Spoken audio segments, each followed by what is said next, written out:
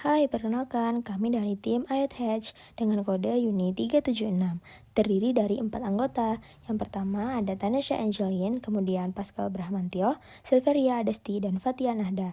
Di sini kami akan menjelaskan tentang rangkaian IoT yang sudah kami buat dan bagaimana cara menampilkan data dari rangkaian IoT tersebut. Galon yang berada di dalam sorotan berisi air yang nantinya akan digunakan sebagai sumber air guna simulasi prototipe kami. Untuk dapat menyedot air tersebut, kami menggunakan pompa DC 12 volt. Pompa ini biasa dipakai untuk cuci motor atau mobil, dikarenakan daya tekannya yang lumayan kuat. Pompa ini akan mendorong air menuju destinasi selanjutnya, yaitu solenoid valve. Di balik tutup toples ini, terdapat solenoid valve yang fungsi untuk membuka tutup aliran air. Kami sengaja menutup solenoid valve ini disebabkan kebocoran yang selalu terjadi pada titik ini, mencegah muncratnya air. Lagi-lagi, guna keperluan simulasi, kami juga melakukan instalasi layar OLED untuk dapat memantau status dari pengisian air. Arduino akan memberikan notifikasi melalui OLED apabila di wadah di mana air diisi sudah hampir penuh. Hal ini juga untuk mencegah air overflowing atau tumpah karena kebanyakan. Di sini terlihat rangkaian Arduino kami yang ditempatkan pada breadboard.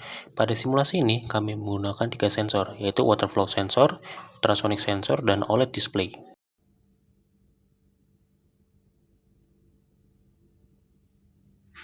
Ini adalah tampilan dari water flow sensor yang mengaliri air menuju destinasi air, yaitu lubang pembuangan.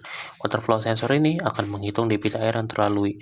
Hal ini nantinya akan dikompilasi menjadi data konsumsi air yang merupakan core project kami.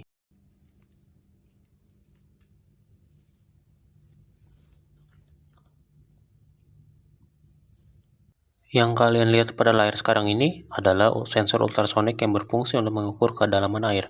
Sensor ini akan mengirim sinyal berhenti apabila wadah tempat pengisian air hampir penuh untuk mencegah overflowing.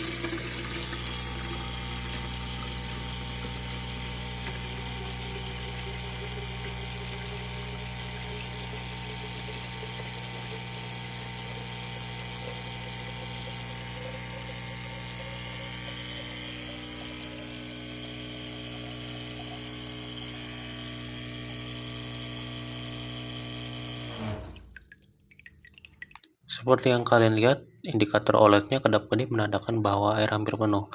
Faucet atau kerannya juga menunjukkan status off tatkala wadah air sudah hampir penuh. Pada layar OLED juga terdapat informasi konsumsi air dalam satuan mililiter. Ya, udah nyaris penuh. Tunjukin udah nyaris penuh.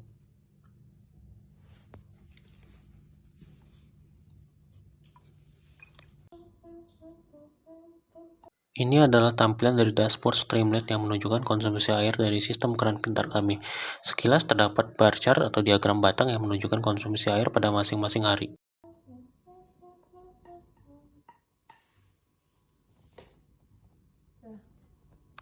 Inilah tampilan dashboard Aquasync, sebuah aplikasi berbasis Streamlit yang dirancang untuk memantau, menganalisis, dan memprediksi data penggunaan air secara interaktif dan mudah digunakan. Dashboard ini terhubung langsung ke MongoDB, mengambil data dari koleksi Aquasync dalam database IoT. Data divalidasi agar hanya yang relevan seperti kolom, timestamp, dan volume yang diproses. Untuk fitur-fiturnya terdiri dari yang pertama, insight otomatis. Fitur yang cukup powerful di mana Aquasync secara otomatis menampilkan insight seperti hari dengan penggunaan tertinggi, tren keseluruhan apakah penggunaan naik atau turun, total volume air yang digunakan, dan rata-rata harian. Insight ini disajikan tanpa perlu analisis manual, jadi cocok banget buat pengguna non-teknis yang tetap ingin tahu apa yang terjadi dari data yang mereka punya. Yang kedua, total penggunaan air. Fitur ini menampilkan jumlah air yang digunakan per hari dalam bentuk grafik batang. Dengan grafik ini, pengguna bisa langsung melihat hari-hari dengan konsumsi tertinggi dan terendah. Misalnya, kita bisa tahu kalau tanggal 20 April cenderung memiliki konsumsi air yang lebih banyak dibanding hari-hari lain. Ini berguna untuk evaluasi dan optimasi penggunaan ke depan. Yang ketiga, rata-rata volume per hari. Di sini kita bisa lihat rata-rata volume air yang digunakan setiap hari, ditampilkan lewat grafik baris. Fungsinya adalah untuk melihat tren jangka panjang. Apakah konsumsi air makin meningkat, menurun, atau stabil? Kalau grafiknya terus naik, mungkin ada kebocoran atau pola konsumsi yang perlu diperiksa. Yang keempat, proporsi penggunaan air.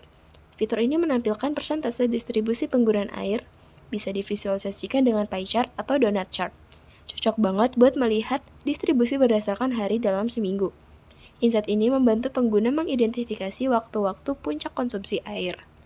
Selanjutnya ada deteksi anomali. Terkadang ada data yang aneh, misalnya satu sesi penggunaan air sampai lebih dari 200 liter. Nah, fitur ini akan secara otomatis mendeteksi dan menampilkan anomali penggunaan air. Ini bisa jadi indikasi ada kesalahan alat, keran tidak tertutup, atau bahkan potensi kebocoran. Fitur ini penting banget untuk mencegah pemborosan dan kerusakan sistem. Selanjutnya ada prediksi penggunaan air. Disinilah teknologi mulai bermain lebih dalam. Aquasync menggunakan regresi linear untuk memprediksi berapa banyak air yang kemungkinan akan digunakan dalam 3 hari ke depan. Fitur ini bisa membantu pengguna untuk menyiapkan cadangan air secara efisien sehingga dapat lebih siap, lebih hemat, dan tentunya lebih terencana. Sementara itu, di sidebar terdapat AI Assistant. Kadang kita bingung dengan data atau ingin tanya sesuatu yang lebih detail. Dengan integrasi AI Assistant berbasis Google Generative AI, pengguna bisa langsung berinteraksi melalui chatbot. Aquabot akan bantu jawab secara cerdas dan kontekstual, membuat pengalaman jadi lebih interaktif dan informatif. Lalu ada yang terakhir, filter waktu. Ini memungkinkan pengguna memilih rentang waktu tertentu, misalnya dari tanggal 13 hingga 20 April, untuk melihat dan menganalisis data spesifik pada periode tersebut. Fitur ini sangat membantu untuk fokus pada pola waktu tertentu, baik untuk audit, laporan, atau evaluasi berkala. Dengan Aquasync, kini kamu bisa mengelola air lebih bijak, memahami kebiasaan penggunaan, dan bahkan memprediksi kebutuhan air ke depan. Sekian dari kami, kurang lebihnya mohon maaf. Terima kasih atas perhatiannya. Wassalamualaikum warahmatullahi wabarakatuh.